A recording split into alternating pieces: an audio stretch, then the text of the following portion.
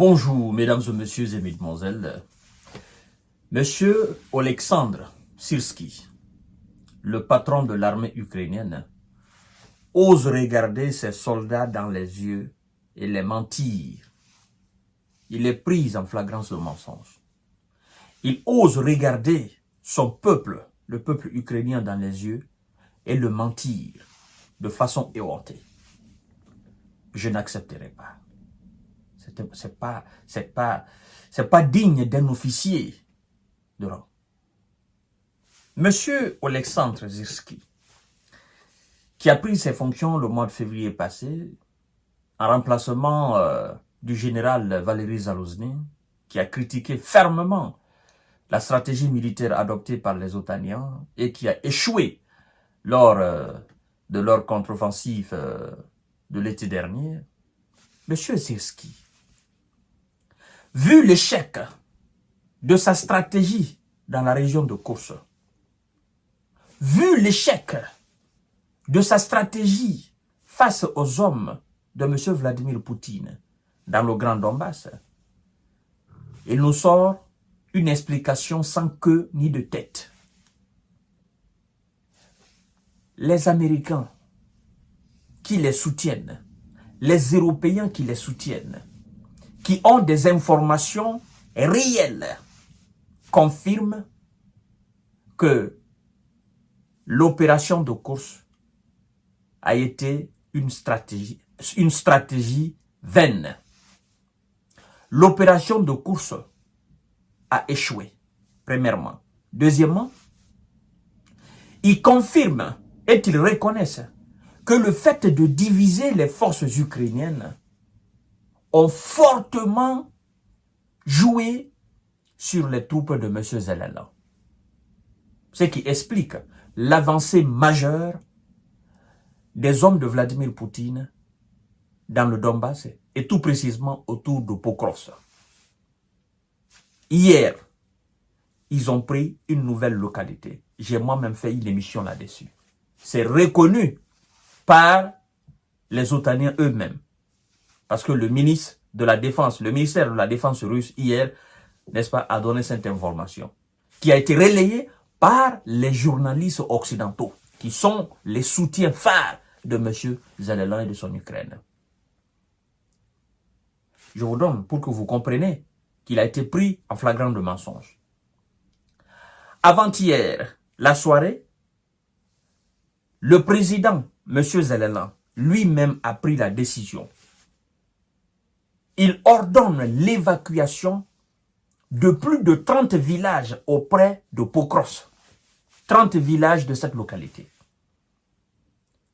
Et le matin, hier, ils sont venus nous dire que suite à l'insécurité dans la région, les trains qui devraient évacuer les gens ont été annulés. Suite à la pression que les troupes russes mettent là. Parce que les troupes de Zelensky ne peuvent pas. Ils sont sur le reculoir. Ils fuient eux-mêmes. Eux-mêmes, ils ont reconnu que la ville de Pokrovsk va tomber. Et ses alentours vont tomber. Que la ville ne pourra pas tenir. Vous avez vu vous-même les journalistes de LCI, qui sont les propagandistes, qui sont allés sur le terrain. Vous avez vu vous-même les vidéos.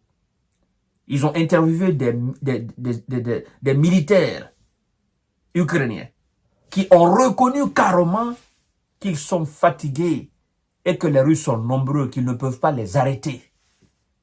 Qu'ils ont l'impression de se battre 2 contre 10. Et que la ville va tomber. Qu'ils sont fatigués, qu'ils ne peuvent pas les arrêter. Vous avez vu vous-même où des militaires ont témoigné. Ce n'était pas avec des visages couverts, des visages à découvert. Monsieur le commandant de l'armée ukrainienne, Oleksandr Syrski, il vient nous dire que l'opération dans la région de Kursk fonctionne bien, que ça a été une réussite. Et vous savez pourquoi il dit cela? Il dit que les Russes avaient l'intention de lancer une offensive à partir de la région de Kos.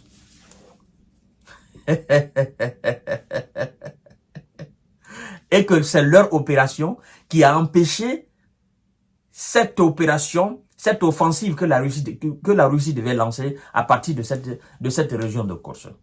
Ce qui est faux et infondé. Parce qu'en réalité, la Russie, étant en bonne posture dans le Grand Donbass, n'avait aucun intérêt de lancer une opération à partir de cette région, qui donne directement sur la région de Soumy en Ukraine. Ils ont été mis en échec là. Mais il faut trouver un prétexte. Il faut trouver quelque chose à dire. Et regardez encore l'autre mensonge qu'il avance.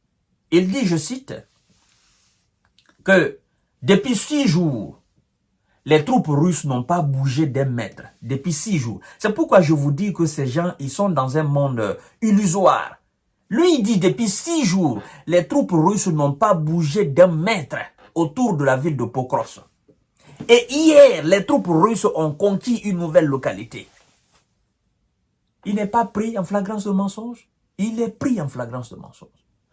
Le mois d'août, tout le mois d'août, mesdames et messieurs, tout le mois d'août, jusqu'au mois de septembre, là, la Russie a enregistré la plus grande des victoires depuis le début de cette année.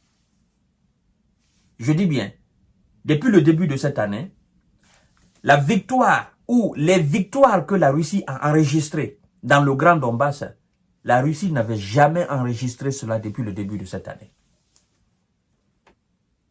Alors, je vous dis, même hier, ils ont conquis une nouvelle localité. Alors, quand lui, le commandant en chef des forces armées ukrainiennes, vient s'arrêter devant son peuple pour dire que les troupes russes ne bougent, depuis 6 jours n'ont pas bougé d'un iota, mais il se moque de qui?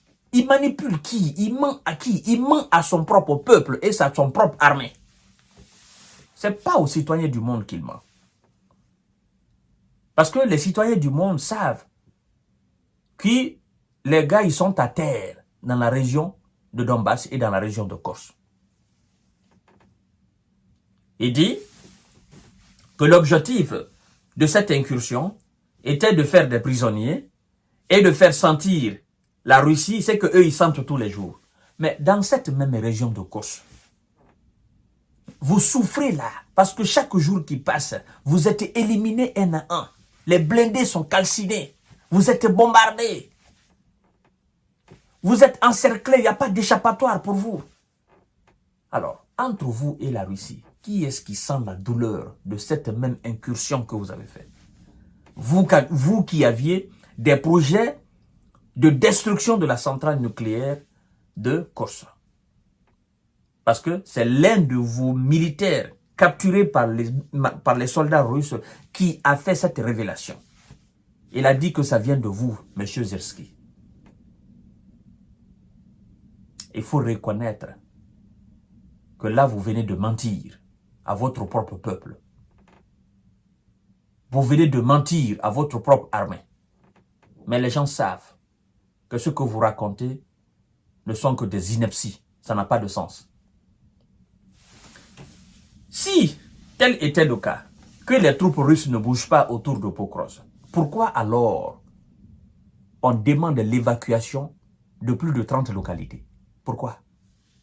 Pourquoi la députée Mariana a demandé aux populations de cette localité et de la ville même de Pokros d'évacuer? Pourquoi? Il faut, à un moment donné, il faut apprendre à dire la vérité en tant qu'officier de l'armée. En tant que patron d'une armée, il faut apprendre à dire la vérité. Et il faut reconnaître sa défaite. Il faut reconnaître, vous êtes face au plus fort que vous. Reconnaître les qualités de ces gens-là.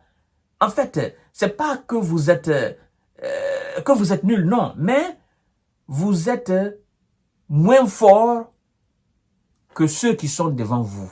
Ils sont plus forts que vous. Et c'est ce qui vous fatigue. Mais, puisque la réalité du terrain vient vous contredire, moi je pense que le monde sait dorénavant que vous êtes un menteur. Et bientôt vous allez sauter. C'est ça la vérité. Bientôt Zélélan, il va vous changer. Parce que depuis votre arrivée, l'espoir qui était mis en vous, ben, cet espoir s'est envolé. Donc, il va mettre un autre commandant en commandant en chef des forces armées ukrainiennes. Vous allez voir. De la même manière que Valéry Zalouzny est parti, c'est de la même manière que vous allez partir. Mesdames et messieurs et mesdemoiselles, je vous donne rendez-vous tout à l'heure pour notre série d'informations. Vous partagez la vidéo dans tous les groupes possibles. Il est pris en flagrance de mensonge. Les troupes russes avancent de façon inexorable. Il n'y a personne pour les arrêter. Personne pour les arrêter. La ville de Pokros va tomber. Les Russes, ils sont à quelques microns de la ville de Pokros. À quelques microns, je vous dis. Reconnu par les Américains et les Européens. Lui, il vient dire le contraire de cela.